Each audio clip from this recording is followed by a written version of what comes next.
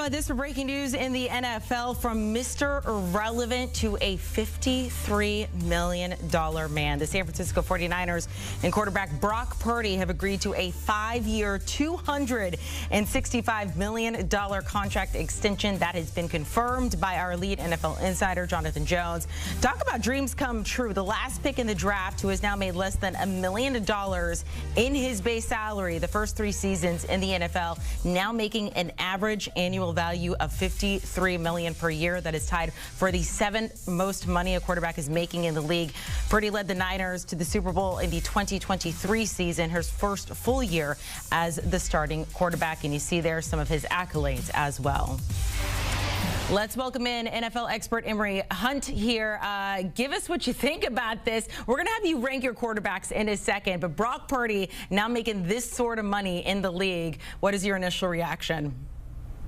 Well, I believe the kids say he really went out there and earned it and got it up out the mud, as they say, right? And I love the fact that he was the 7th-round pick, last pick in the draft. We know that story, but he stayed ready, so he didn't have to get ready. So when he got the opportunity, it was almost like he had always been the starting quarterback. And I thought last year, I want to say around the first month of the season, he was playing really good football.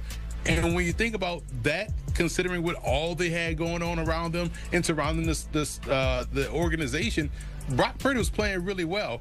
And the numbers may not indicate that, but I thought that was the best play individually we saw from Brock Purdy. Because I know people were saying, oh, he's being carried by all the weapons around him. He started to shake that a little bit last year, where he had to step out and be the starting quarterback, be the guy that you win because of. And I now like the fact that they're going into the offseason. The defense should be improved. And offensively, they're still going to have the run game. The offensive line should be improved much more than it was last year. And I think we'll see that passing game to look like it looked when they went to the Super Bowl. So I like this for Brock Purdy. I think he went out there and got it done on the field, proved his worth, outplayed his draft status, and got paid handsomely for it. Let me ask you this. Where would he rank in your top 10 quarterbacks in the league? Because we know the money doesn't always line up with maybe where they rank as far as their talents in the league. A lot of it depends on when you sign that contract. Where does Brock Purdy land for you? He's in my top 10, man, and it was funny because you talked about how sometimes it may not look where guys are ranked based on what they make, but he's in my top 10 more so than some guys that are getting paid more than him, i.e. the Tua Tagovailoa, i.e. the Trevor Lawrence.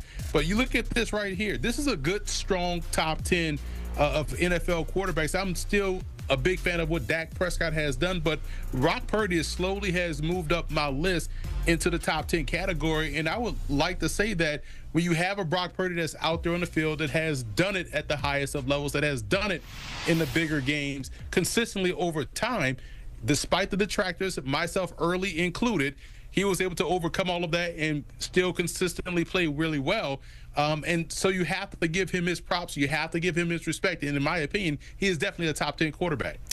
The 49ers are spending quite a bit of money, and obviously, Tommy mentioned earlier, some people want to see, the fine print of this deal and is actually how it goes down. But if you're other teams with a very good rookie or sophomore quarterback, for instance, let's look at Jayden Daniels, the Commanders, maybe Drake May will blow the Patriots away, got some good guys coming in. Can you learn a lesson from the 49ers and maybe trying not to spend all of the bank on your quarterback? I love the way you preface that and phrase that, Amanda, because I'm going to say pull up that top 10 list again. And I wish more NFL teams did it this way, because when we look at this top 10 that I compiled of my personal list, those dudes went out there and done it. So you can't just go ahead and pay somebody because you like how they look, or you like how they look in the jersey, or you like how they throw the football in OTAs or rookie minicamp. Everyone on this list went out there and proved their worth consistently.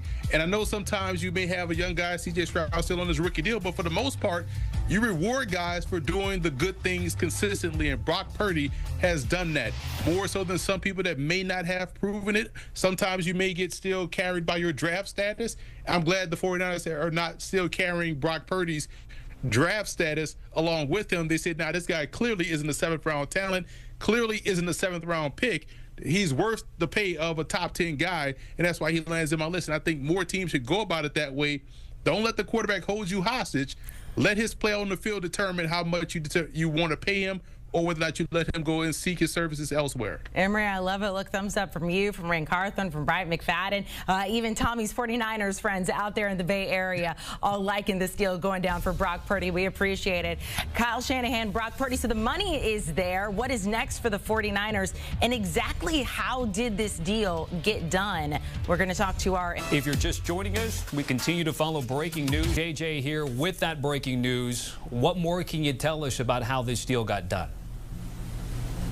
So, Tommy, you and I have been talking for some time. I know your roots there in that area, and it felt like every July into every August, sometimes into September, the biggest names for the San Francisco 49ers were needing a new contract, were holding out for a new contract, were not showing up to training camp, might get traded, might miss week 1.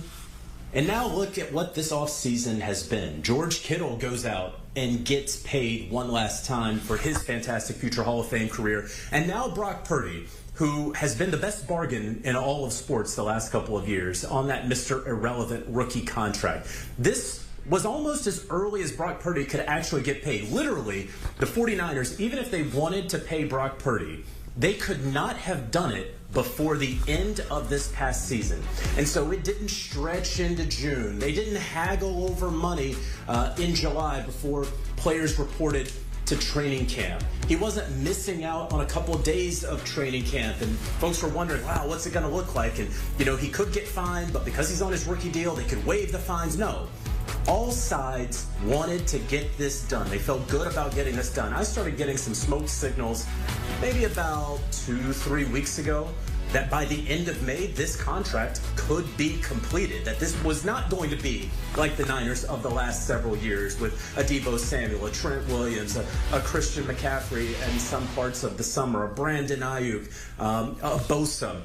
They wanted to get this deal done. They knew it was going to be in the 50s in terms of average annual value. It was never going to get to 60 like Dak Prescott. That was out of here. But could it be somewhere where both sides felt, Tommy, that this could be a win, that this was respectable? Absolutely, and that's what you get with $53 million a year. Yeah, you're about my roots of the Bay Area. My group chat with my friends are very happy with the deal and said that things did not lengthen or elongate, no standoffs, if you will, when it comes to Brock Purdy. As we're taking a look at his numbers, this contract extension represents a gigantic raise for the former 7th-round pick. Made less than $1 million in base salary each of his first 3 seasons in the NFL, but he led the Niners to the Super Bowl a couple years ago, his first full season as a starting quarterback. And you see the numbers there as the starter, including the playoffs. When the Big 5 play, granted, you have to have all the things that JJ mentioned around him with the talent, but certainly when you find your quarterback, whether it's the top overall pick or Mr. Irrelevant, looks like you want to keep your guy there. We had our former GM, Ray Carthon, joining us here. JJ, he was very much interested in seeing the real numbers. What